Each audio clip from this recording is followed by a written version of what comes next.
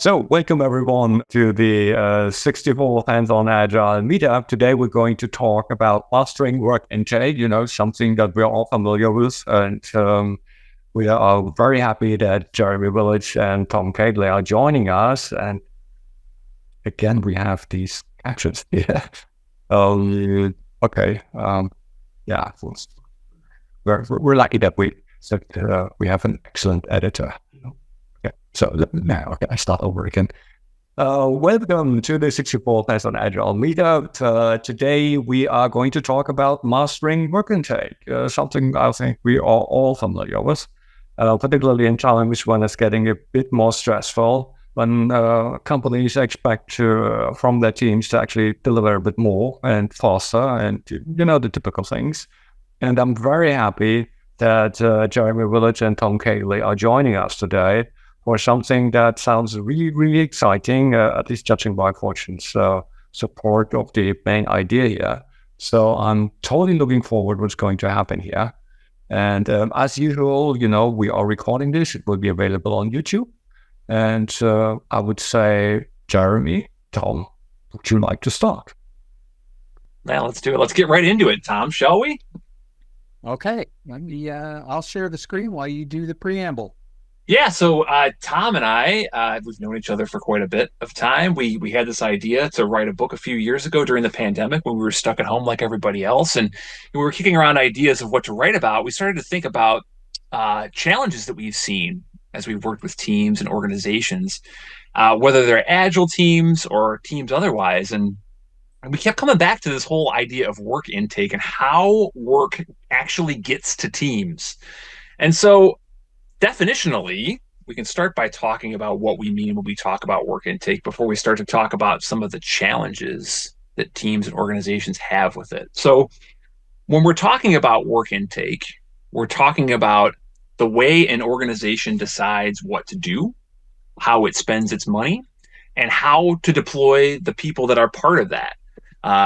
Intake refers to, I'll make this motion quite a bit as we talk. It's like the metaphorical funnel for how work comes into organizations. And sometimes it's elegant, like a thing coming into a funnel, but other times it's not so elegant. But when we're talking about the funnel and making this motion, we're talking about how much, as well as the amount of work that actually comes into a team or organization. And so whenever I see this slide that Tom is sharing, this picture, I always think of the scene in Caddyshack where the bishop is just in the middle of a great golf game and lightning comes out of nowhere and disrupts it. And it makes me think about this work intake challenge and how teams are constantly challenged by this thing, even if they don't realize it. I think that's a real critical point, right? So as Stefan said, this is something that we all recognize. We all do. Heck, we do it in our personal lives every day. The problem is that for the great majority of us, we either see it as something that's outside of our control, or we allow ourselves to not do it well. So we understand it, we know what it is, but in a lot of cases, do it really badly for whatever reason. Yeah. So let's talk, now that we know our definitionally what we're talking about, we've got that funnel metaphor maybe in our heads. Let's talk about like some of the challenges that we have seen throughout our career. And maybe you've seen these as you've worked with teams and organizations. So when you don't control what comes into your teams and your organizations, you get things like disrupted work. Work intake becomes more of a push function and work gets pushed on top of people. There was a time, funnily enough, when Tom and I had started to think of this book not as a work intake book, but as a work entry book, right, Tom? Yeah, that if many of us have probably read Liz Adkins' book on coaching, and she talks about violent words. And we actually originally titled it work entry because work entry is a violent word. Work gets forced into teams. It just happens. And then the problems cascade from there. Disrupted work, everything else late, all of those kinds of things. The problem, again, comes down to we have to get control of boundaries. Yeah. The trust thing. So the last thing on this slide is another one, and that's sometimes a harder thing to quantify than, oh my gosh, our work is being disrupted. Oh my gosh, we're not getting anything done. Oh my gosh, things are late. The trust component really is a big issue when you get work intake wrong, and it can be between team members, teams, stakeholders, and leaders. And I probably don't need to tell this audience, but when there's a lack of trust in the workplace, that is a recipe for disaster. Yeah, I mean, simple to the point. If you want to take it to a macro level, and all of this actually happens not only at a team level, at a group level, at an organization level. When it happens at an organization level and trust breaks down, the answer is, the CIO loses their job, or worse yet, and something that I helped participate in multiple times in my career, people get sold. And it's called outsourcing, right? The work gets sent somewhere else, or the people get sold to a different company, and they run it for them. So one of the fundamental things that Tom and I thought about when we thought about this topic was this 9 core principles concept. And we'll unpack this concept over the next couple of slides, but let's run through these 9 core principles now and get some definitional terms out of the way before we run through this. So these are the things that Tom and I think need to be in place for you to be having a good work intake experience, whether we're talking about, again, a team level experience or an organizational level experience. So I'll take the odd numbers, Tom. You can take the even numbers. Prioritization. So this is one that, I mean, gee, if I had a nickel for every time somebody used this word around me at work, I would probably not need to work anymore. It's sort of the thing that we always come back to when we talk about work and backlogs. We need to have prioritization, but it also has to have some logic, has to have some way for it to occur in a systemic way.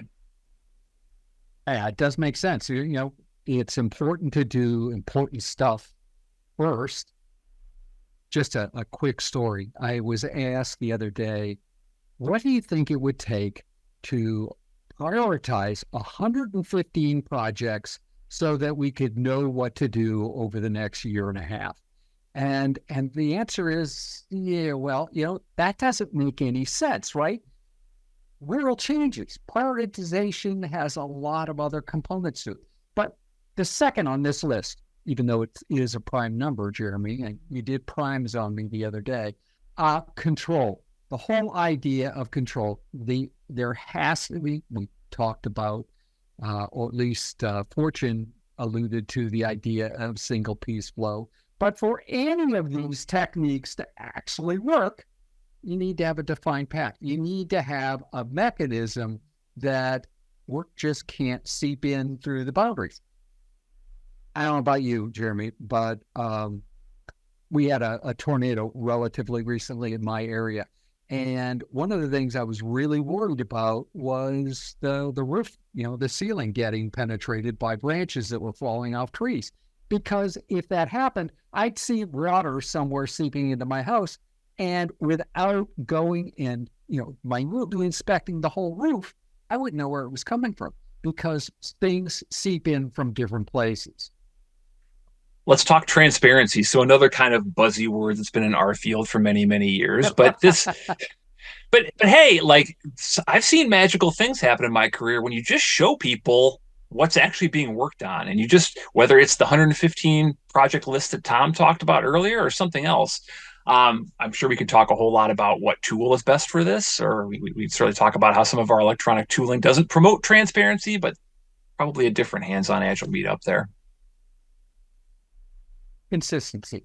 Consistency is, again, I'm likening this back to the idea of understanding.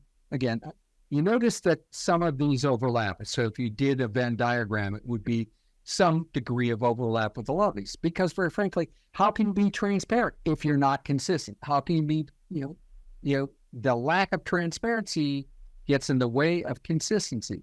But people have to know how to do this and what the steps in, I know it's a dirty word, the process or the mechanism for getting work to actually get work done.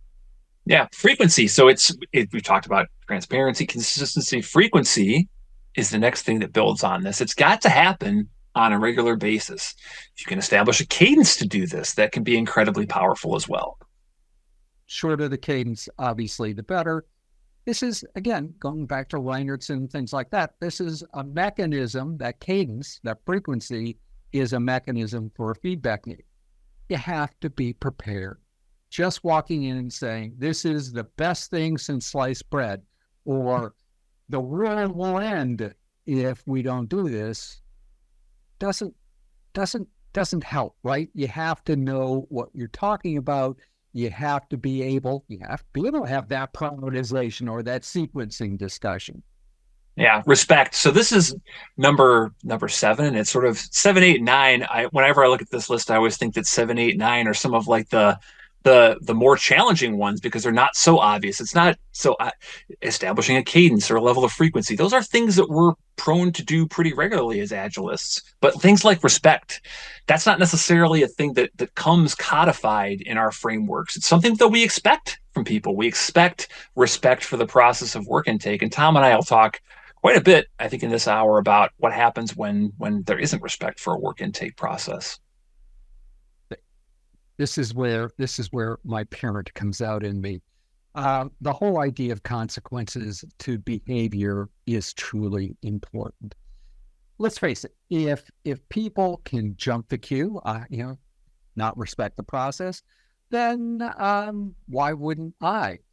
It would be probably to the detriment of my economic well-being if I didn't jump the queue. And if there aren't consequences, people will do a lot of things. Not all people are ethical. Ownership, the last one, number 9. So somebody somewhere has to be responsible and accountable, if you'll allow those racy, matrixy terms. Somebody has to be responsible and accountable for this whole thing, because if nobody is responsible or accountable for it, it's going to lead to a host of other principles being forgotten about. Yeah. All these 9 are pretty critical, and we can look at how work flows, and then look at these 9 principles and have a hard discussion about what's going on, assuming we go to the Gemba and look. Very true. So let's look at a couple examples. Let's take a look at what Tom and I consider the gold standard for work intake. We didn't say best practice. We didn't. We said gold standard.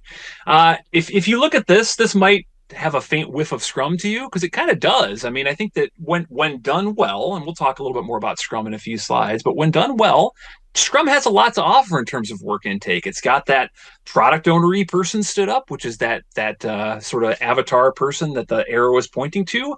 All work goes through that one person, and that person does some of what's described on that previous slide. They help prioritize the work, but the team, which are the people that you see there in that circle, they understand and respect, and they know that when they're talking about work, when they're talking about prioritization of work, they need to look to that person to understand.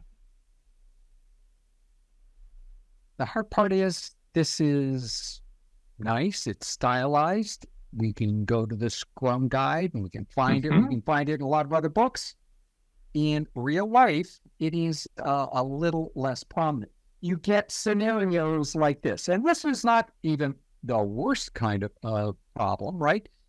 We call this one front door pull, back door push kind of scenario, where the product owner-y kind of person is actually doing some of that work in terms of prioritizing work. But at the same time, this team is taking care of production incidents because the team is doing some development and some support at the same time. So, hey, when the MRI machine stops working because the software is bad, are you going to wait and see whether or not the work gets prioritized? Or does the fact somebody might die mean that you're going to actually take the work in? So incidents get pushed into the team, and it causes all sorts of mayhem. Probably manageable mayhem, but mayhem nevertheless. At the same time, I know you, Jeremy and I are on the same team, let's say, but I know Jeremy And I know that he knows the stakeholder on floor 3, and they call him anytime they need stuff. So work gets funneled in from, it cuts in through the back door, basically, and it gets worked on.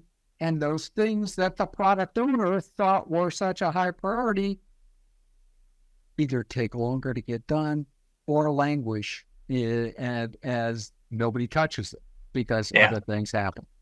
And do not underestimate that social network aspect that Tom alluded to there. Yes, the MRI example, that's a very critical one. But I know that Tom and I used to work in a place where the social network was in a lot of ways stronger than the actual org chart. We would hear stories all the time of people having, drinks after work, and priorities would change all of a sudden, and they wouldn't be communicated well to the team. It's just the nature of us humans and the nature of how we work. We are social creatures and social animals. We are geared for those conversations, but the challenge is when those conversations have an impact on how we function as teams and organizations. Seneca, the Stoic philosopher, basically said that people are social and rational. He didn't really, when he talked about rational, what he meant was that we create different rules based on the society around us and then live by those.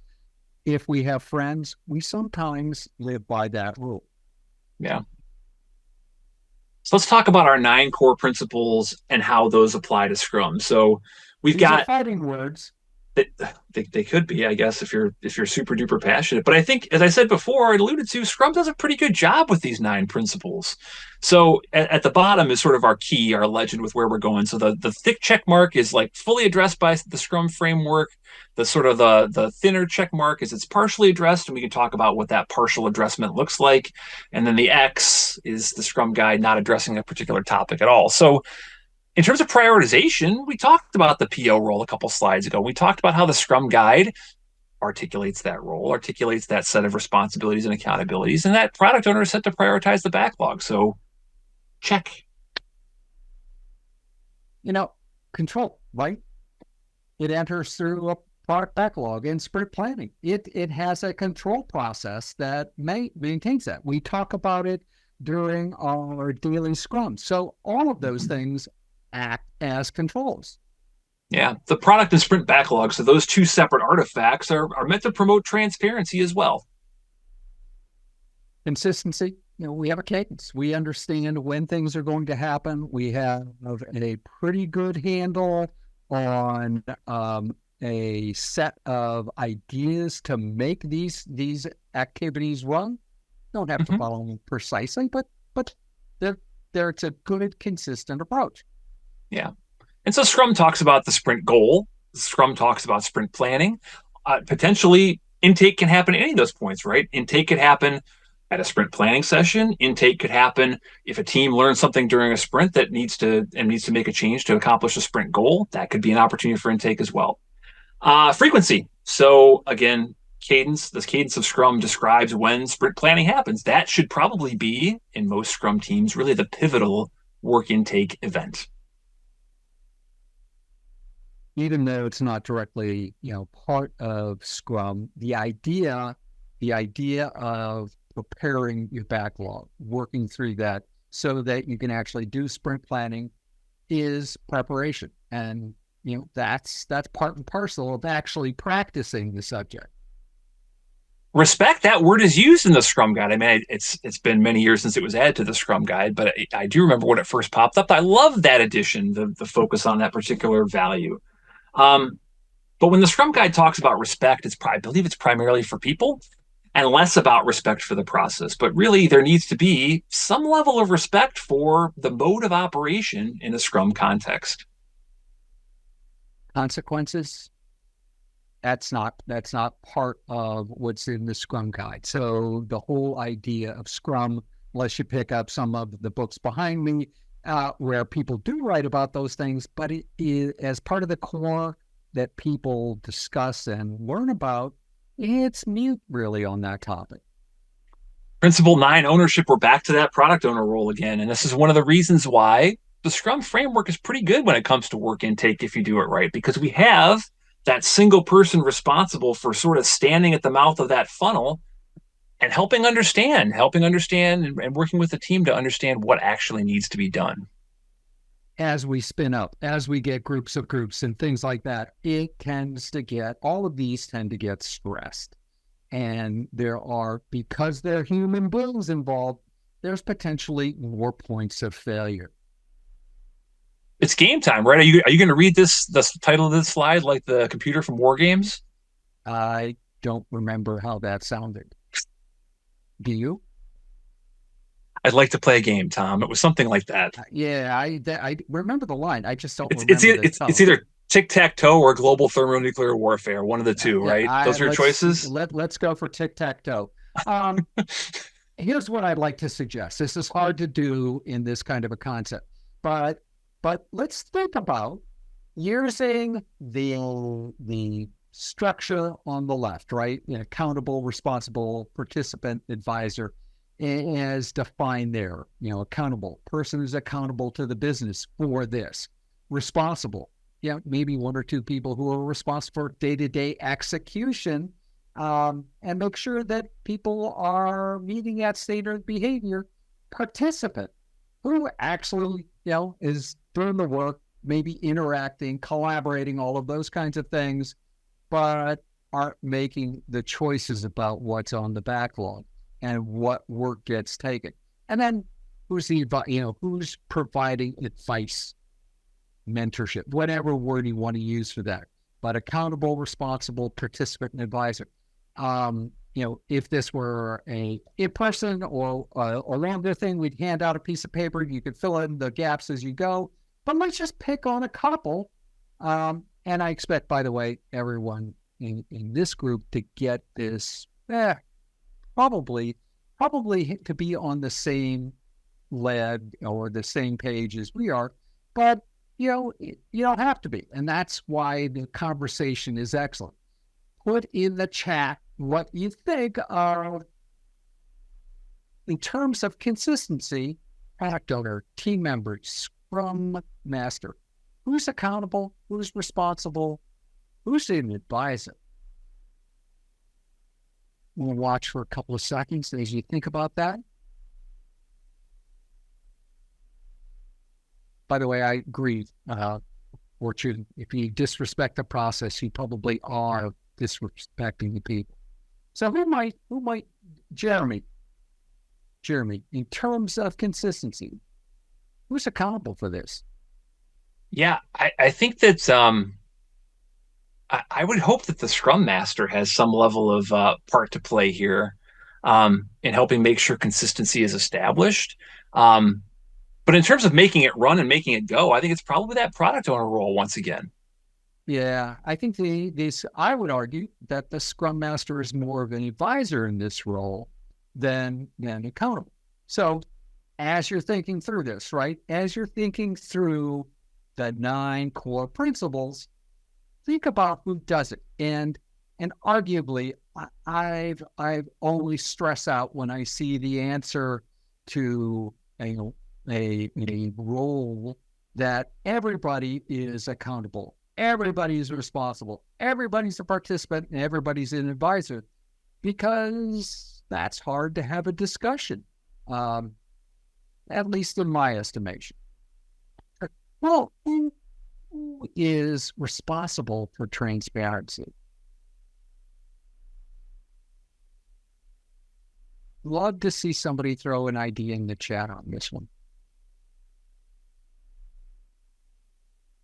Rebecca is all. Okay. All right. Does everybody, I give Rebecca a thumbs up. Oh, we'll get a lot of alls. Patricia. Transparency, everyone. I don't know what everyone for. Oh, no, I'm kidding.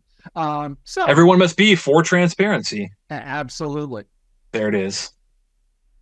Cool. So again, think through this. That's one where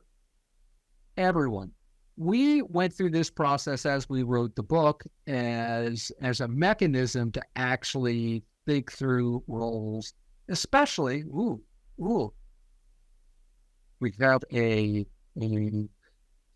Scrum Master in terms of transparency. Yeah. again, PO and the team. I think, well, it's the Scrum Master part of the team, arguably, right? Arguably.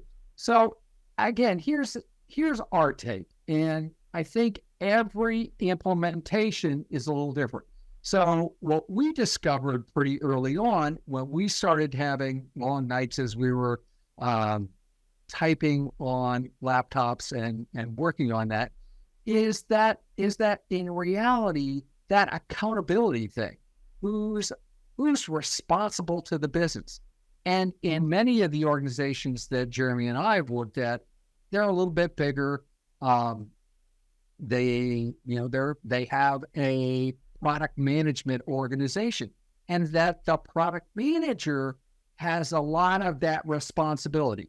Accountability. The product owner might be responsible, but they're doing work, and that work is reflected from the product owner. So we actually had to carve out and throw another set of players in here to make this work. So in terms of transparency, the way we looked at it was a little different. Everybody, I buy that in my heart of hearts. I think that's a really good way to think about it. But I think the product owner as having power, a power differential in the team, right? Because they can communicate that backlog, but they have a power differential. They need to have some degree of responsibility for that.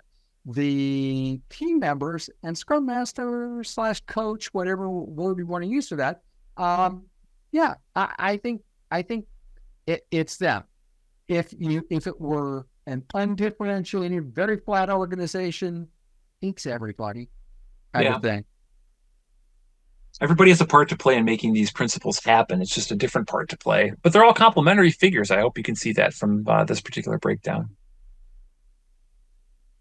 So let's dig a little bit deeper. Let's talk about more org structure stuff. So this is like when Tom and I were sort of codifying our thoughts on this whole topic, we started to think about, I talked a lot about the Scaled Agile framework a little bit and thought about some of the images in there. But we thought about this whole happy path concept, and maybe that's a term that you're familiar with from working with teams where they talk about, well, the first use case we should try to solve is the happy path. And so Tom and I were thinking about, what's the happy path of work intake? What does good look like in terms of how this work gets to teams ultimately through maybe a big hierarchy or a big set of teams or a big organization? And so we came up with this thinking, and it's really like, if you think about big strategic things like enterprise size pieces of work, again, Tom and I bring a lot of experience working with pretty large places to this whole topic. And then you start the decomposition process. You start to break that work that's really strategic and really imperative to an enterprise, but you can't just give it all to one team and expect them to get it done. You probably can't even just give it to one organization and expect them to get it done. You probably need to distribute that work across multiple organizations, potentially multiple different silos. And so you start to decompose work across maybe epics or even features, but then it gets to the size that like teams go after, right? Teams go after story size pieces of work. So whether you think of the rocks and pebbles metaphor as sort of the idea in your head for how this stuff gets done, I think this is kind of the happy path for how big things get done in big enterprises. Just to give you an example, and this is, we both have a friend that we know that works in, the company that he works for currently build large trucks, the 18-wheelers. So there's a part of the organization that builds, the actual physical truck and those truck components, hardware, all of that stuff, which has to integrate and get controlled by software. They have a software group that builds software, and they integrate along the way, and they do all sorts of small scale testing.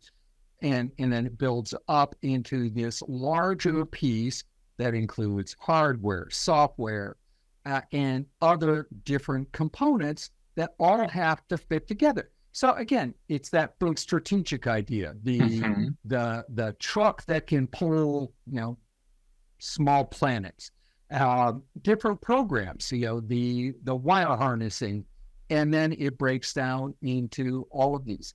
This is not pie in the sky stuff. It's but when it gets to a team level, they can't all be just shooting from the hip, and they all can't be working on the same thing at the same time, or it doesn't work. Right. There's got to be some level of alignment when we're building large scale complex that solutions. Word. Yeah, but we're about 34 minutes in. It's the first time you've said alignment. What do I get for that? I'll sign another book for you. Great. I'll add it to my collection. Got one right here. Another area that we thought about too is just the different people who ultimately care about this whole work intake thing, and they might not even know that they care about it, which seems odd. But man, executives, like if they can't have some semblance of control about the big things that come into their enterprises, there's no chance of them getting strategic things done. Conversely, customers, they are ultimately the consumers of the things that we produce. And so they have great knowledge about how they want to use these products, whether they're enhancements to existing things, whether they're new products that we're developing. But they ultimately care about it too, because if they don't get their stuff done soon, they're not going to be able to use it.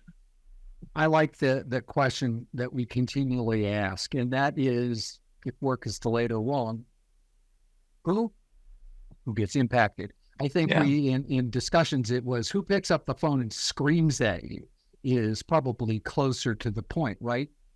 Those are stakeholders. Yeah, they sure are. So last thing on organizations before we talk a little bit about dysfunctions, which I know is another good topic, and that's probably also another word I get credit for using at this point at the 45-minute mark too, right, Tom? Yeah, there you go. So again, and I see, Fortune, your comment about centralized, scaled, hierarchical organization. It is, and this, I think, picture builds on it a little bit. We can definitely answer your flatter organization question, though, here in a little bit. But like this whole inverted pyramid concept is another thing that Tom and I were thinking about as we were thinking about the whole work intake equation. Because ultimately what we've seen and felt, whether we knew it or not, is at every level in our org chart, whether it's that executive level or organizational level, the middle management level, or even the team level, every layer has their own way of getting work. Sometimes it's the look above, what big chunks are you going to get that you decompose? Sometimes it's the who'd you talk to this weekend at the family barbecue? Do they have an idea for the thing that the team should do? Every layer ultimately needs to have a way to master this particular work intake equation. Yeah. Hard to argue with. I mean, regardless. You want to talk about the flatter org question before we move on to dysfunctions? Okay, go ahead. You can start. Sure. So again, this is a very hierarchical picture. I think in a flatter, more progressive org, I guess when I think about progressive, my first thought is the insurance company that's local to where Tom and I are. And so they're a very centralized, scaled, hierarchical org, but I think of that company first. Yeah, only 10,000 employees. So I think at a smaller scale, this work intake thing should be a little bit easier to go after because you've got fewer people, fewer perspectives. Perhaps you're building a smaller product. You need less of the coordination that Tom mentioned a few slides ago. You have less of those organizational networks or social networks to navigate. So my initial thought would be it could be easier to go after the work intake equation with a smaller, flatter org. Having worked with many startups, I would suggest that it probably is easier, but it's probably not easier because you don't do any of these things or don't do most of these things. What is different is that the distance to have the communication is significantly smaller. Mm-hmm.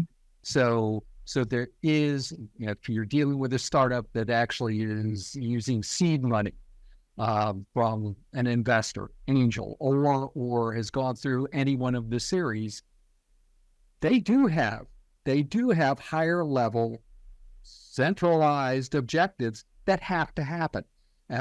They have, scheduled paybacks in terms of the amount of money and things that have to happen.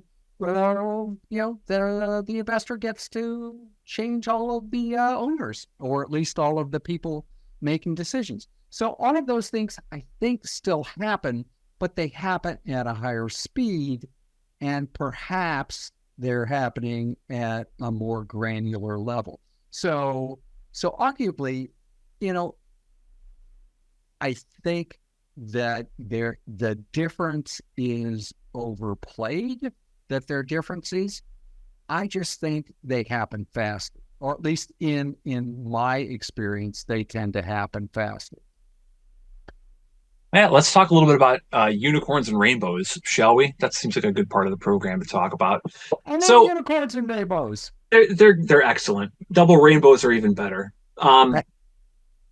Again, tying this whole work intake concept into what we've seen happen in the real world, it only seemed natural for us to think about and sort of codify some of the primary causes of work intake problems that we've seen. So I'll throw a plug in here. We spent all summer doing webinars every single week where we talked about these 8 primary causes of work intake problems. And you can go find those on our social media channels. We'll throw up a commercial for those at the very end here. But we deconstructed all 8 of these pretty in-depth. But we wanted to spend a little time talking to this group about number 1, this whole goal conflict problem.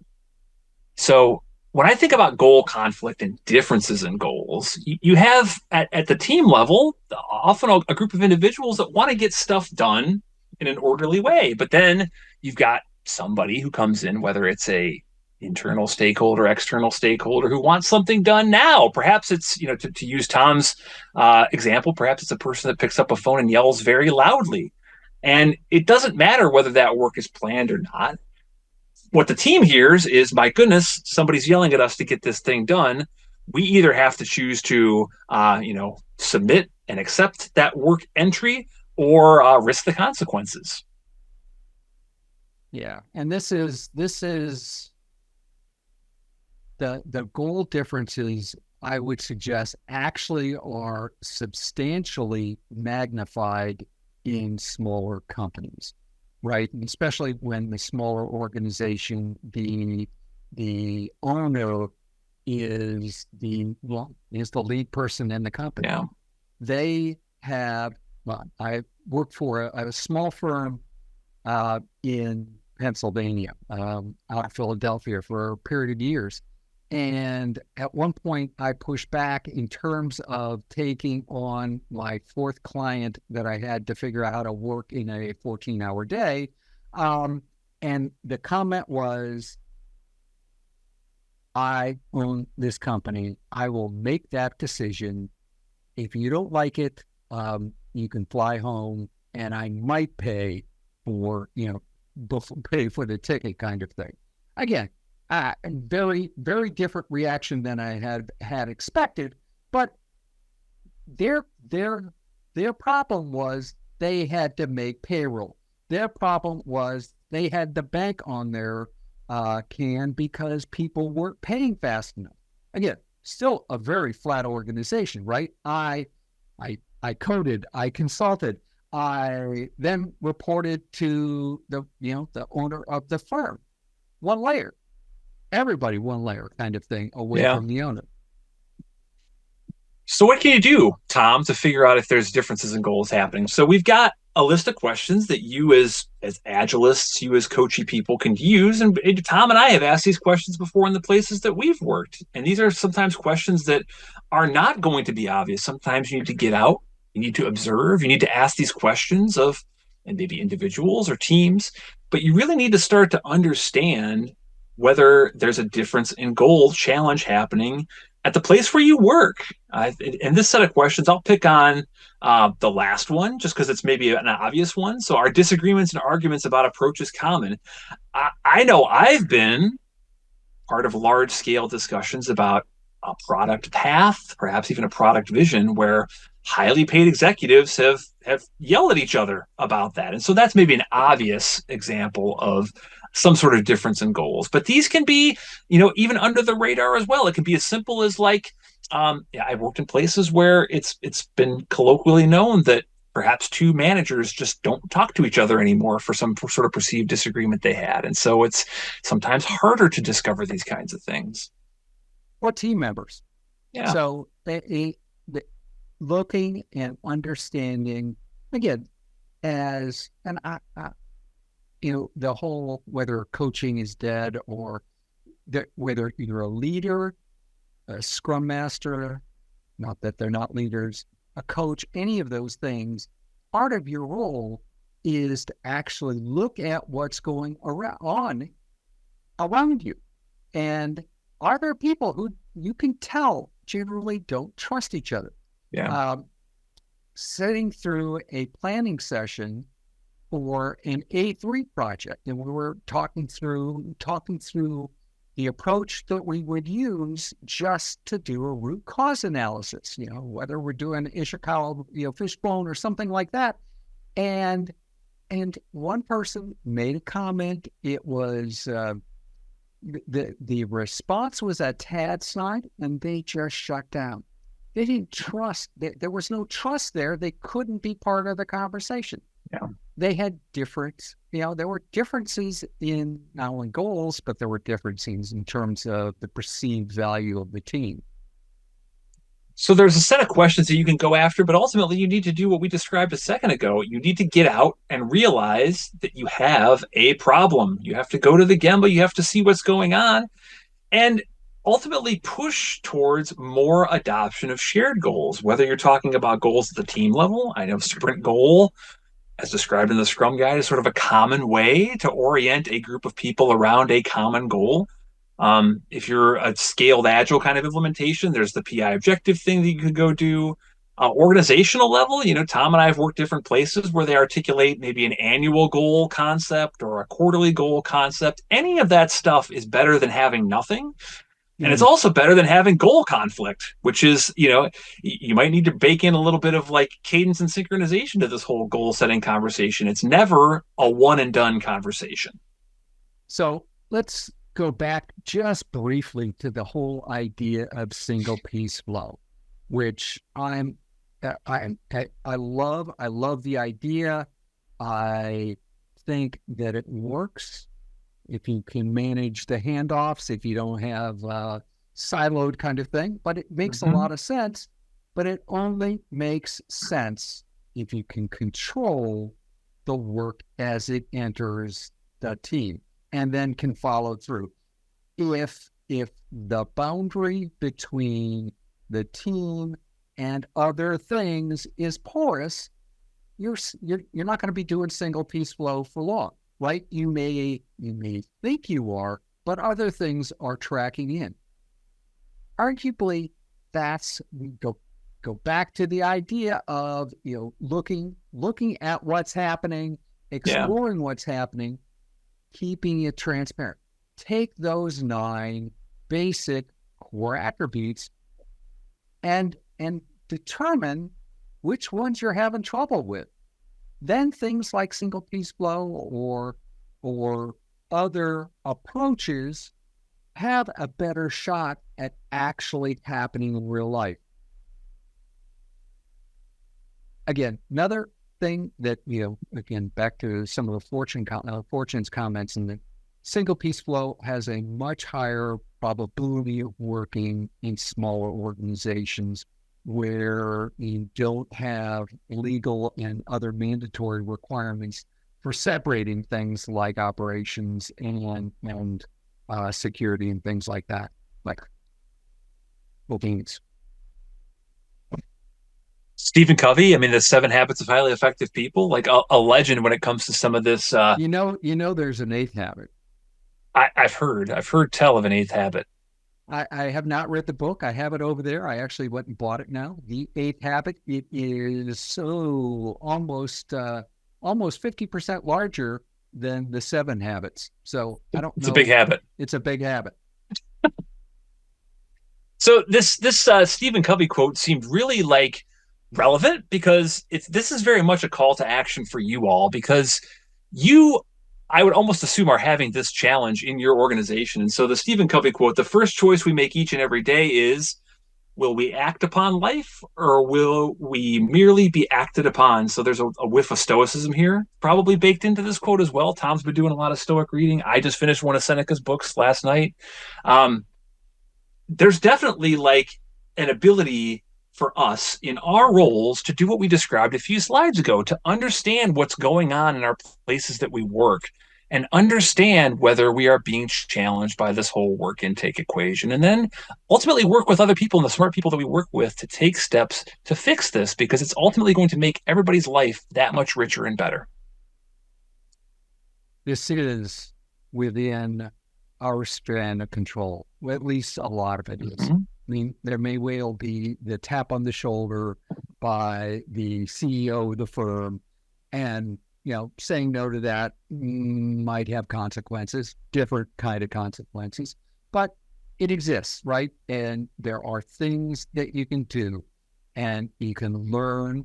By the way, there was a comment about saying no, and I agree. No is an important word, because yes is, if the yes is the only thing that you can say, you will never get in control of whether it's work intake at a team or an organization level, or work intake when you get home and your 5-year-old standard poodle decides you are going to take her on a walk. Last two slides before Q&A. So the first is this book we've been talking about. I've got a copy here. It's available on your favorite book reseller that rhymes with Amazon, or directly from our publisher, Jay Ross. We've got a lot of good feedback on this book. We put it out in January. We've had a lot of good folks read it and endorse it. This quote from Jeffrey Miller here. He's an agilist. He's focused on DevOps primarily, Tom, right, in Columbus, that we've met before at conferences before. He was kind enough to give this a read and recommend this book, but we'd really love it if you picked up a copy of the book. I think it's definitely like Tom and I poured our heart and souls into it, and hopefully we gave you a taste of some of the material today. We didn't talk about things like the theory of constraints, which is actually in the book. So yes, Martin, theory of constraints, true, in the book. We also teach a class, and this is where we're having an open house. Many of you listen and talk and participate with stuff. And you've heard the word cohort. Many people haven't. So we have put together an open house to walk people through our cohort-based approach to training on this topic. But regardless of whether you buy the book, whether you come and check out our cohort in terms of coming to the open house, the Covey quote is important. It is on all of us. It is on our backs to actually do something about this and start to rein in. We call this the dirty little secret that nobody wants to talk about. Arguably, I think we have to talk about it. We have to get in control. I have been at this software business in terms of maintaining, getting paged and coming in the middle of the night to make file maintenance run on credit card processing since last century. This is not a problem that just cropped up yesterday. It is a problem that continually boils in the background at all times. We get a little better sometimes. We then take a big step back. We bounce back and forth. If we want Agile to work, if we want any approach to work, we got to get in control of this boundary. And yes, we have to probably say no in a nice way. No with a baseball bat is probably not high up on the list of ways to say no. Back for questions. Yeah. Gentlemen, that was really exciting. I particularly like the last part, taking a robot where problem typically does not work in complex environments. So maybe you start a bit about considering other aspects of social life. Just saying, but I think it's something that everyone needs to experience themselves. We have one question in our Q&A backlog, which is very simple: how not to overuse alpha metrics like Rocky. Yeah, I saw that question. I can give a first swing at it, and then Tom, you can take a cut as well. So the references to the accountable, responsible, consulted responsibility list we talked about earlier. So I think the way I would come at that and not overuse it is probably to put it together myself for my own edification and think about the different roles I work with and think about what they're accountable for, responsible for, and then try and understand if they're actually doing those things, right? So if I'm working with a product owner, right, and maybe I'm new on a team, I have a list of things that they're accountable for, a list of things that they're responsible for. I can think through myself how they're doing towards that accountable and responsibility thing. And if I note that they're lacking, I can try and provide coaching to them directly. So at no point do I actually even need to introduce that concept to them necessarily. If I have the ability to coach from a stance of expertise and respect for the role, and I'm able to help them understand what they're accountable for and what they're responsible for. Now, if I'm coming from a stance where I don't have that ability to provide consultation, then perhaps I might need to be a little bit more heavy-handed and start to do the thing where I work with a senior leader and define roles and responsibilities and sort of codify it in a matrix-like environment. But I'd prefer to go after it in an understanding capacity, understand what's going on, and then work with people directly to make sure that they're fulfilling those levels of accountability and responsibility. I like that answer. I'll probably scrape it off once we're done here and actually use it. Arguably, right? Arguably, nothing is black and white. And making, whether it's a RACI matrix, a door matrix, or whatever, right, is an exercise, a thought exercise, right? And going and thinking about it that way so that you can consider how people are acting, where there are potential gaps, helps to identify, well, from a coaching point of view, as Jeremy went through it as, but also to identify where there's risks in terms of behaviors that aren't being covered. So use it as, and use it only as any thought process or any thought experiment to guide yourself to think through things or to get an understanding of where there are holes. Yeah. Yours is much better. I like your answer. Your answer was great too, Tom.